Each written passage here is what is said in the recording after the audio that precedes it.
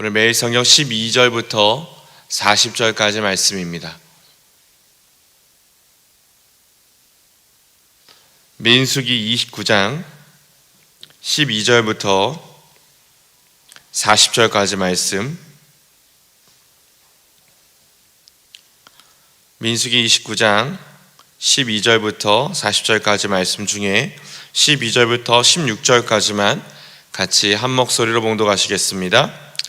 일곱째 달 15째 날에는 너희가 성회로 모일 것이요 아무 일도 하지 말 것이며 이래 동안 야훼 앞에 절기를 지킬 것이라. 너희 번제로 야훼께 향기로운 화제를 드리되 숫송아지 13마리와 순양 2마리와 1년 된 순양 14마리를 다 흠없는 것으로 드릴 것이며 그 소재로는 고운 가루에 기름을 섞어서 숫송아지 13마리에는 각기 10분의 3이요 순양 2마리에는 각기 10분의 2요 어린 양 14마리에는 각기 10분의 1을 드릴 것이며 상번제와 그 소제와 그 전제 외에 순염소 1마리를 속죄대로 드릴 것이니라. 아멘. 오늘 본문은 그 레위기 23장의 말씀과 연동이 되어서 좀 같이 찾아보면서 같이 말씀을 나누도록 하겠습니다. 6월절 그 오순절과 함께 이스라엘의 3대 절기 중에 하나인 이 초막절은 음력으로는 7월, 그리고 양력으로는 이 9월 말이나 10월 초에 시작을 합니다.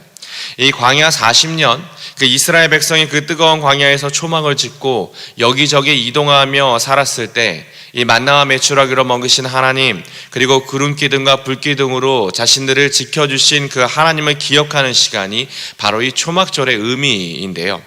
이 초막절을 통해서 그래서 먼저 보호하시는 하나님을 묵상하는 게 굉장히 좀 특별합니다. 이 고대 사회에 있어서 보호한다, 그리고 누군가에게 보호받는다라고 하는 건 너무나 중요한 개념으로 이 다른 누구의 보호 없이는 절대로 사회생활이 불가능했던 게 이 고대 사회였기 때문에 이 층층이 보호막이 있어야 이 생존이 가능했습니다. 이 양은 그래서 목자의 보호를 받아야 했고요, 여자는 남자의 보호를 받아야 했고, 이 개인은 가족의 보호를 받고, 가족은 더 큰 공동체의 보호를 받아야 이 생존이 가능했습니다. 그래서 이 보호라는 개념을 중심으로 하나님과 인간의 관계를 다시 한번 살펴보면 이 성경에 있는 표현들이 조금 더 재미있게 보입니다. 이 목자가 양을 보호하는 것처럼 사람을 양이라고 표현하면 하나님은 성경에서 당연히 목자가 되셨고요, 남자가 여자를 보호했기 때문에 사람을 신부라고 표현하면 하나님은 신랑으로 표기가 되었습니다. 그리고 부모가 자녀를 보호했듯이 성경에서 사람을 아들로 표현하면 하나님은 아버지가 되셨죠. 그 외 추위로부터 보호해주는 장막, 그리고 햇빛으로부터 보호가 되어주는 그늘 등 다양한 표현들이 성경에 등장을 하는데, 그 중에 하이라이트가 장막절이라고도 불리는 바로 이 초막절입니다. 이 초막절이 되면 우리가 추석에 송편을 빚고 이 반드시 송편에 빚듯이 이 반드시 행해지는 이스라엘의 행사가 있는데, 그게 바로 이 나뭇잎과 가지를 엮어서 이 자기들이 살아갈 장소를 잠시 동안 만드는 임시 거처를 만듭니다. 지금도 이스라엘 사람들은 마당이 있는 사람들은 마당에, 그리고 마당이 없이 아파트에 사는 사람들은 이 베란다에 설치해서 작은 움막 같은 텐트를 만들어서 거기서 일주일 동안 생활을 한대요. 우리가 생각하는 어떤 천같이 생긴 어떤 텐트보다는 다소 좀 이렇게 굉장히 엉성하게 일부러 만들어서 하늘에 좀 별이 보일 수 있도록 살짝 이렇게 열어놓는 게 이 텐트의 특징이랍니다. 물론 이 광야 40년을 살아갈 때는 이 나뭇가지로 뭔가를 만드는 초막만은 있지는 않았을 거랍니다. 우리가 이 초막절을 장막절이라도 부르는 이유가 이건데요, 당시 고대 사회에는 주로 어떤 것을 가지고 이 텐트를 쳤냐면 이 염소털 같은 걸 이용해서 이 천막같이 생긴 것들을 만들어서 이 광야에서 생활을 했을 거랍니다. 이 염소털은요, 이 굉장히 좀 특별한 이 성질을 가져가지고 이 바람이 이렇게 쫙 하고 불면은 이 염소털이 자동으로 이렇게 털이 가늘어지는 특성을 가졌대요. 그래서 이제 비가 오거나 또 습기가 차면 또 이게 자동으로 이렇게 불어나는 이상한 성질을 하나 가져왔었답니다. 그래서 뜨거운 바람이 불고 햇빛이 강하게 내리쬐는 건기에는 염소털이 그냥 자연스럽게 얇아지기 시작하면서 이 장막 안에 환기와 환풍을 시켰고요. 비가 많이 내리는 우기가 되면 이 털 자체가 조금씩 불어나면서 촘촘한 방수 효과를 가져왔답니다. 그래서 이 시편 기자들은 하나님이 나를 보호하셨다라고 고백할 때 이 장막, 이 초막에 거한다라는 표현을 쓰면서 노래를 했는데, 특별히 다윗이 이렇게 노래를 했습니다. 시편 27절에 보시면 다윗이 이렇게 노래를 하는데요. 제가 읽어드릴 테니까 여러분 들어보세요. 시편 27편 4절에서 6절 다윗이 이렇게 고백합니다. 주님, 나에게 단 하나의 소원이 있습니다. 나는 오직 그 하나만 구하겠습니다. 그것은 한평생 주님의 집에 살면서 주님의 자비로우신 모습을 보는 것과 성전에서 주님과 의논하면서 살아가는 것입니다. 재난의 날이 오면 주님의 초막 속에 나를 숨겨주시고 주님의 장막 은밀한 곳에 나를 감추시며 반석 위에 나를 올려서 높여주실 것이니 그때에 나는 나를 애워싼 저 원수들을 내려다보면서 머리를 높이 치켜들겠습니다. 주님의 장막에서 환성을 올리며 제물을 바치고 노래하며 주님을 찬양하겠습니다. 보호하심, 하나님이 나를 보호하셨다라는 표현이 이 노래 속에 정확하게 표현되어 있습니다. 그래서 오늘 본문을 조금 더 세밀하게 기록해둔 레위기 23장 43절에 보시면 이렇게 기록되어 있는데요. 여기에 초막절의 의미가 조금 더 깊이 설명되어 있습니다. 레위기 23장 43절 이렇게 기록되어 있습니다. 이는 내가 이스라엘 자손을 애굽 땅에서 인도하여 내던 때에 초막에 거주하게 한 줄을 너희 대대로 알게 함이라. 나는 너희의 하나님 야훼임이니라. 즉 음력 7월에 온 백성의 텐트를 치고 하늘의 별을 보며 묵상해야 하는 이 초막절의 첫 번째 메시지는 하나님은 나의 하나님, 우리는 그분의 특별한 보호를 받고 있는 놀라운 은총을 누리는 사람들이라는 거죠. 그렇다면 이 보호하심을 누리고 있는 사람들이 가져야 할 가장 중요한 고백은 무엇이었을까요? 그것은 감사, 분에 넘치도록 하나님께 감사를 표현하는 것인데요. 이를 위해 추수한 과일을 저장한다라고 해서 수장절이라고 불리는 이 초막절에는 감사의 의미를 담아 수많은 희생 제물과 그리고 수확물을 번제, 소제, 화목제로 드렸습니다. 오늘 본문 그 내용들이 소개되어 있는데요. 우리 12절부터 16절까지 말씀 같이 한번 읽어보겠습니다. 12절부터 16절입니다. 같이 읽습니다. 시작. 일곱째 날, 15째 날에는 너희가 성회로 모일 것이요 아무 일도 하지 말 것이며 이래 동안 야훼 앞에 절기를 지킬 것이라. 너희 번제로 야훼께 향기로운 화제를 드리되 숫송아지 13마리와 순양 2마리와 1년 된 순양 14마리를 다 흠없는 것으로 드릴 것이며 그 소제로는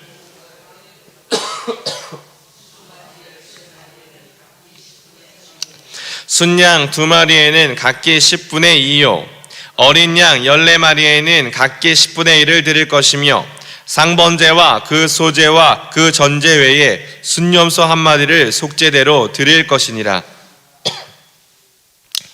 일단 이 초막절이 되면 이 하나님께 이 감사의 의미를 담는 이 번제가 드려지는데 8일 동안 무려 71마리의 황소가 드려집니다.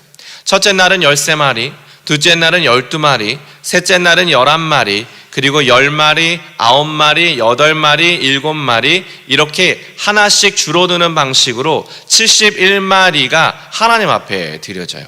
이게 굉장히 특이합니다. 13마리에서 하나씩 줄어드는 방식으로 다소 특이한 방식을 사용을 하고요. 그리고 15마리의 순양, 그리고 105마리의 양, 그리고 336개의 소제가 드려지는 엄청난 감사의 예배가 축제처럼 드려지죠. 그러면 참가자들은 이때 무엇을 했을까요? 이 축제에 참가하는 사람들은 다음과 같은 3가지를 합니다. 첫째, 조금 전에 말씀드린 것처럼 초막을 지어서 일주일 동안 그 초막에서 생활을 해요.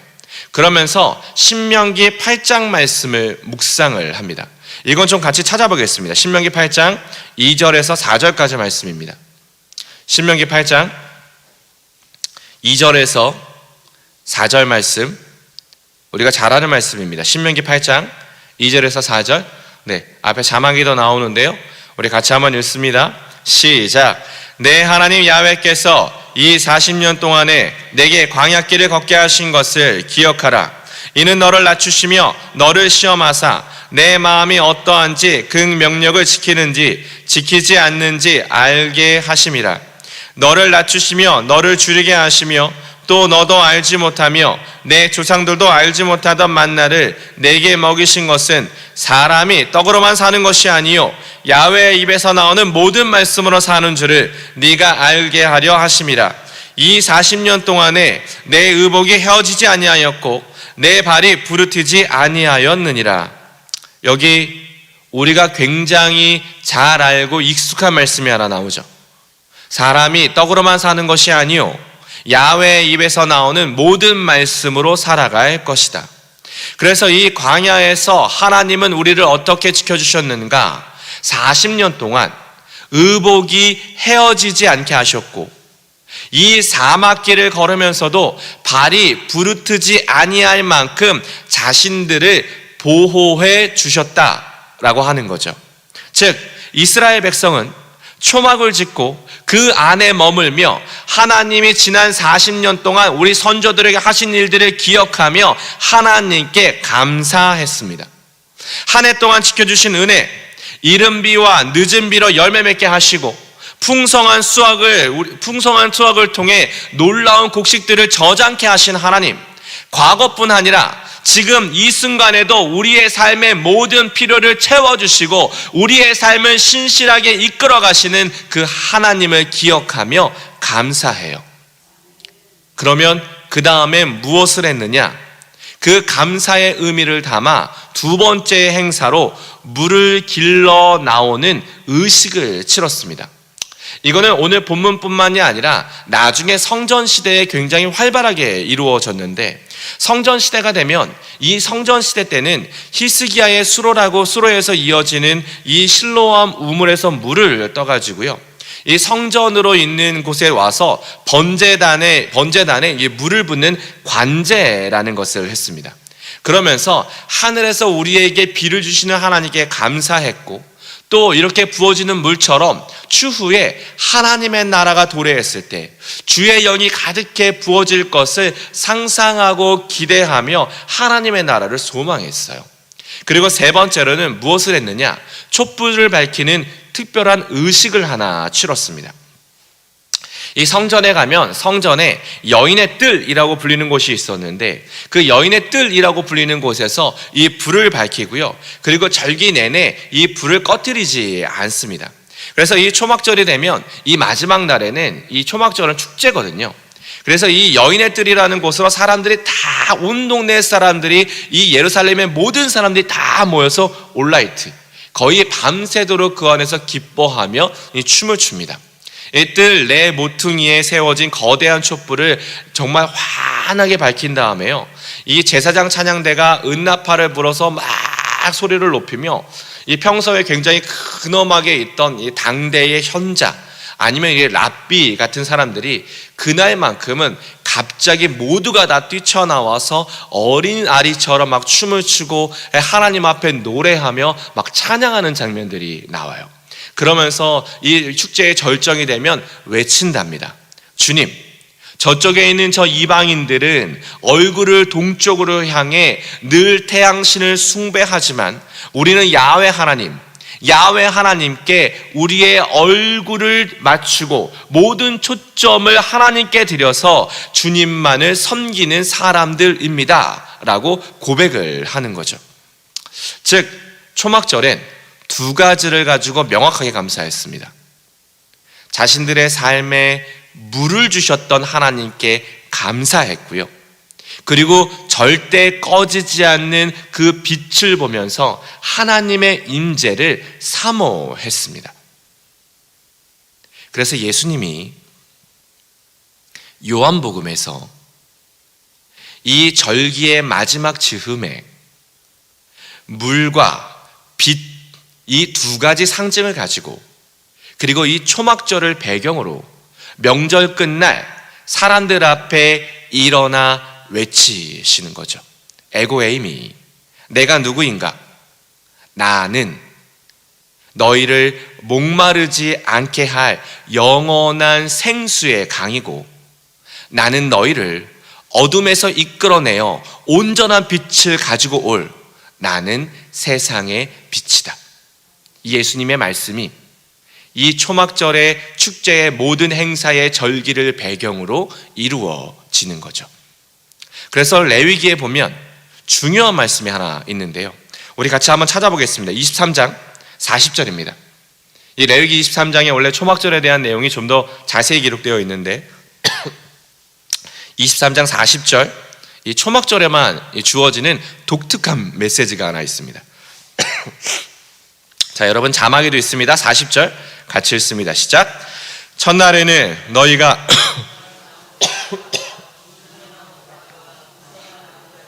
신의 뻗을 취하여 너희 하나님 야훼 앞에서 2일 동안 즐거워할 것이라. 이 말씀을 다시 보세요. 신의 뻗을 취하여 너희의 하나님 야훼 앞에서 2일 동안 즐거워할 것이라.